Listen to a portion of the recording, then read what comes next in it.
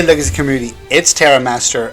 I am back with Lucas Gaylord, and today is not a replay. Today is an explanation video of our next tournament, which is our this month's gimmick tournament, the August Speed Duel gimmick tournament that we're doing. And the gimmick of the month is Legendary Decks.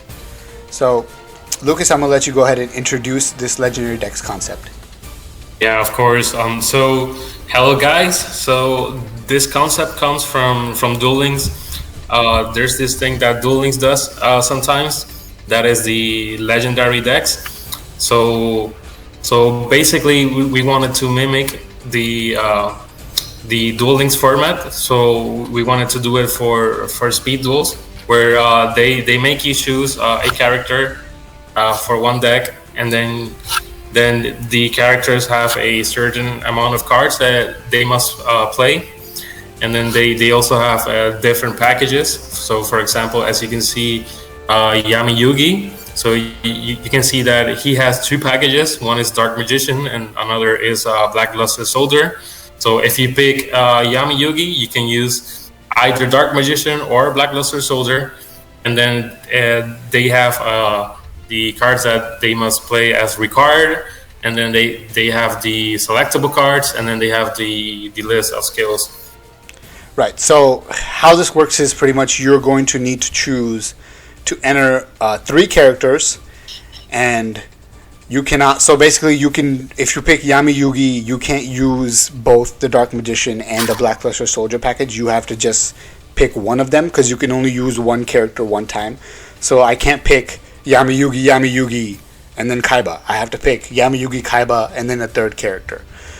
And so, pretty much, if a card says required card, that does not mean that it's limited. That just means that it's kind of a minimum. So, like you can see Dark Magician here, that just means that any Yugioh deck using the Dark Magician package has to have one Dark Magician in it. After that, you can have more than one if you want, but you just have to have the first one. That's all we're asking. And then as for the selectable cards, it's the very same thing. It's very flexible, because you see this big list of cards here, all with Dark Magician Synergy, Dark Magician Girl, and then not all with Dark Magician Synergy, the first 3, and then you also have the Knight package. So you can go with the Knight package. Like let's say you pick one of each Knight, then that's it. You don't have to have 1,000 Knights, you don't have to have Dark Magic Tech, you don't have to have Dark Magician Girl. Or if you want to just really go, like I just want 3 1600 beaters, just give me 3 King's Knight, then you don't have to have any of the other cards. And then obviously the skill list is just the skills you can choose from. So what we did is that the worst decks, we gave them less brick cards, and then the stronger decks, like Moth for example, then we gave them more bricky cards that they must play. So that's what the design of this format was. So yeah, and then as you can see, that was the first page. So here it is. I'll show you once again. Take a look at it. Pause the screen if you need to, but it'll be on the Discord, which will be linked in the description as always. I should have probably said that at the beginning, but whatever. So here's the second page of characters, and here's where you see, like you just mentioned, where one of the best, or the best deck, not one of, in Speed Duels right now, which is the Moth Cocoon deck, and we've given it the selectable cards that is going to end up being a brick for you, whatever card you pick out of them. And also remember, I don't think I mentioned this yet, but the staple rule, which is you can only have 3 total of each card in all 3 of your decks. So for example, if we take Zoma, which I think is played in almost every single meta deck, at 3, so you can only have 3 Zomas total. So if you play 3 Zomas in your Moth deck, that means you have 0 Zomas left for your other 2 decks. So that can be very dangerous. So that's where you have to really be creative with what your staple cards are going to be and what you're going to substitute with the staple you would usually use. Yeah, and keep in mind that those decks that require less staples, like for example Gaia or Serpent Knight Dragon, they're gonna have a little bit of an advantage because they don't take up the staple slots. So yeah, that's a thing that you must keep in mind.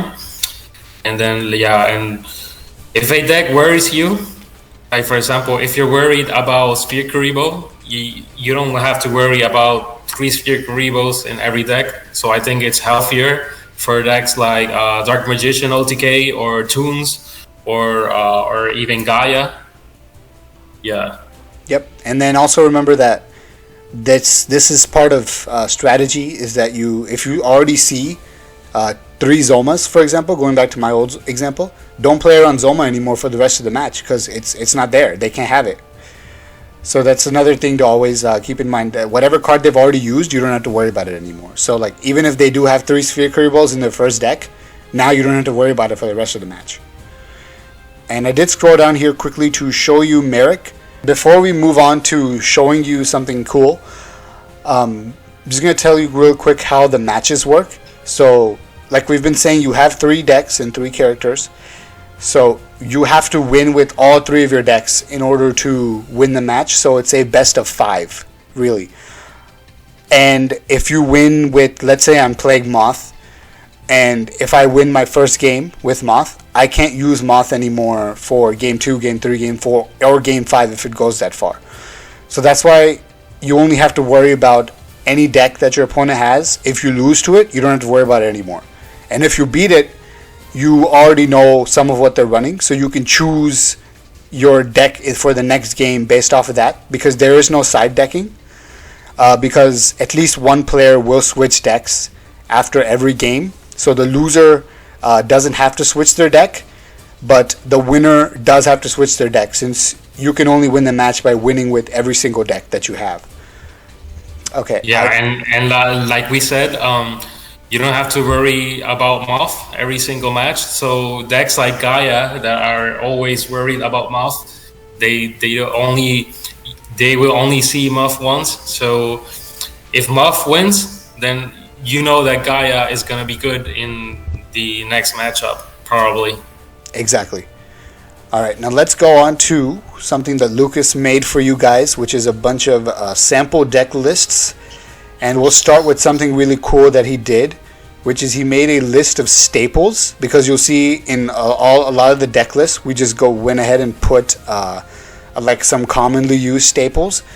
But before we show you that, let's just show you like a lot of the substitutes that you could be thinking about as you're looking at those decks. So go ahead and talk about this. Yeah, so we are showing you a list of cards because, for example, you might want to play Sphere Kuriboh in every deck, but you can't do that. So you have substitutes like regular Kuriboh, Gentlemander, and then if you want to play back row hate, there's a lot of options like double Cyclone and Twister, 7 Tools, Trap Jammer. So I think that's the idea behind the list. You can take a look. We will also post them on the Discord, so you can check every deck list and the staples list out. But yeah. Yep. And now really quickly, without talking much, I'm just going to show you all the decks really fast. I will start with Bakura, since this is the only one that I had a lot of effort in building. And so you see, what you're going to see with all these decks is you're going to see your required cards as the first cards, and then you're going to see your selectable cards right after them. So that'll give you an idea of what kind of has to be in the deck, and then all the other cards that are optional. Okay, so that's Bakura for you, and I think this deck goes with either of his skills. Let's go on to our next deck, which is Bones. And you can see it's like almost a typical Skull Servants deck, just with the restrictions. And let's go on to Ishizu. And this is a pure Gravekeeper deck. And you can see some of the cards in here have synergy with the skill that acts as Necro Valley. So that might be something you want to consider using for that. It's just a pure Gravekeeper deck without being able to use the burn version, because it's Ishizu, so you have to use one of her skills. And then we have Joey here, which we've made 2 builds for It's My Lucky Day. Here's the first one. It's a little faster, a little more OTK focused build. And then here's a more control warrior beatdown build of It's My Lucky Day with your Dice Foons and your Time Wizard. And then we have Joey's other sample that we have, which is Palamization, which uses normal fusion materials like Red Eyes, Meteor, and the newest addition to this, which is Thousand Eyes Idol from the, I guess, newer sets. I can't call them new anymore, it's been so long. So again, Palamization will just substitute any of these normal monsters for any fusion materials. So your boss monsters are in your extra deck, so that's how you're aiming to win the game with either of these two, or even Jinzo works too, as it's a selectable card for Joey. Now let's go on to Kaiba. Kaiba, as you can see, you need 3 Blue Eyes in every deck, so this might be the best deck to play. It's almost your typical dragon deck with just a Blade Knight in there as your selectable card. Move on to the second Kaiba deck, which I do want to mention is not a good deck in my opinion. It's very bricky because you need the 3 Blue Eyes, and with the viral infection zombies, you still need big zombies. So I mean, if you can find a way to make this work, then I would love to see it, but in my opinion, it's not good. But we just wanted to show you what's possible. Let's go on to Bandit Keith. And Spellproof Armor is the sample we made. We did not make Heavy Metal Raiders. Remember, you can use that too, because you do need a Dark Machine as a required card, which is Barrow Dragon. And then you see your rest of the package here that we decided to pick. And then you've got your typical Spellproof Armor deck pretty much. Nothing much to say there. Let's go on to My Valentine, which is a Harpy deck here with some Amazonas in there, just to show you that you can use Tribal Synergy with almost a pure Harpy deck if you want. Or you can even put in more Amazonas and use Tribal Synergy, whatever you want to do with it. And then we have water decks. Do you want to briefly talk about the water decks? So here we have the Legendary Fisherman deck. So we added Apprentice Magician. So you know that you can play the Apprentice engine. In this case, we added in this deck for trivia fodder. Nothing much to say. You have the Magician of Faith to recover Omi. Yeah, and Magician of Faith can come out with your Apprentice, so that's good synergy there. We have our second Mako deck. Go ahead. Yeah, so here we have Kairoshin, which relies on slushies.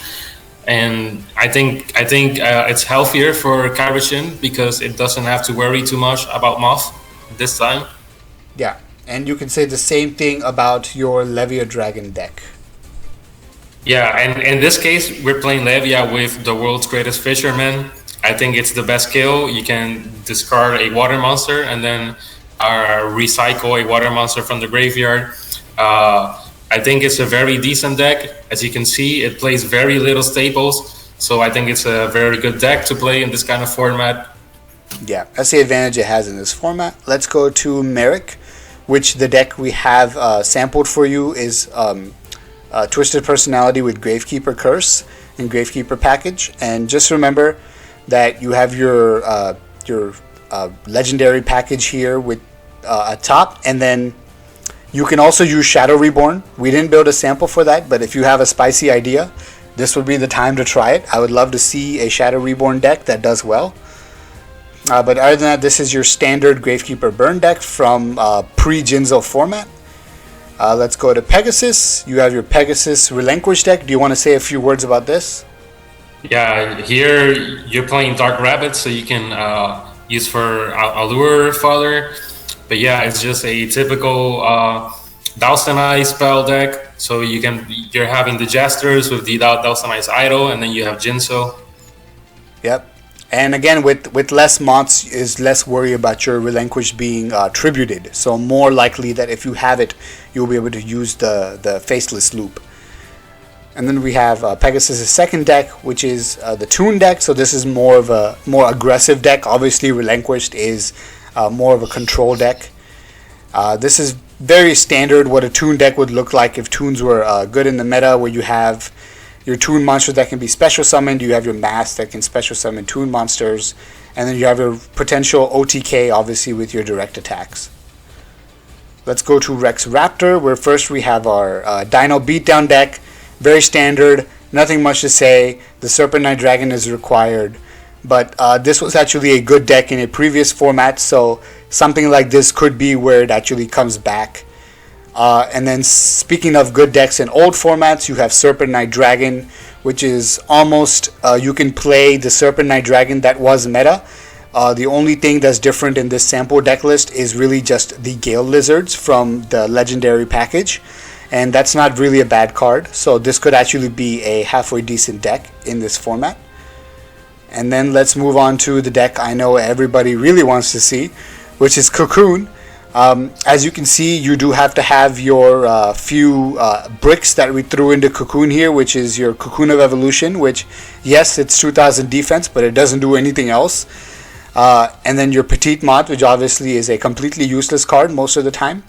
And then Corrosive Scales, which can, it does a little something, but really it's not a trap that you would ever run, since it's very little impact on the game state, since it only does like a little bit of attack points under very special circumstances, if I'm correct. And let's go on to Weevil's second deck, Hidden Parasite. Now you can see this is using the second package that he has. Nothing much to say, standard Hidden Parasite Aerosol Beatdown. And then finally we have the man himself, the main character, Plot Armor, Yami Yugi. And one thing to note here is if you do build a deck similar to this, which is the Blackluster Soldier package, and you do use the Blue Eyes, you will not be able to use Kaiba because of the Blue Eyes requirement in all the Kaiba decks, and you can only have 3 Blue Eyes. So always be thinking about that. And let's move on to Yugi's other decks. First you have Dark Magician, his favorite monster. We did mention Dark Magician OTK a little bit when we were doing the explanations. That deck could actually be good because there are less Sphere Kuribohs, and so there's less things to stop your OTK if you get your full combo with Dark Magic attack. Let's go on to the last 2 decks we have here, one of which is Gaia. Very standard Gaia deck using the BLS package, since that's where the Gaia is selectable. Nothing much to say there. And finally we have the Joker Knights, which is part of selectable under the Dark Magician package. If you're really feeling spicy, if you love polymerization as much as I do, you'll play this and you'll play Palaminization. That's right, you're not going to win, but who cares? You'll have fun, and who knows, you might win. We've never tested these decks. They might actually be good. I know I'm going to play at least one polymerization deck. Alright, is there anything else you want to say? You can't play Palaminization skill in this deck. Yes, that's true. You have to play the Joker's. You have to play a Yugi skill. So you can play the Joker skill to get your knights out, or you can even go crazy with it and play Destiny Draw to make sure you draw your polymerization. All right. Any final words? Yeah. Really, my recommendation is that you choose decks that don't require too many staples, and then you pick the decks that have the less amount of required bricks, but you also want to play good decks like Muff. But yeah, it's a very underexplored format. We don't know how it's gonna go. We don't know how people are gonna build the decks, but I'm still really excited. And yeah. All right, and so make sure, join the tournament, link in the Discord below. Like I said before, flyer will be on the screen at the beginning of the video and right now, just for fun.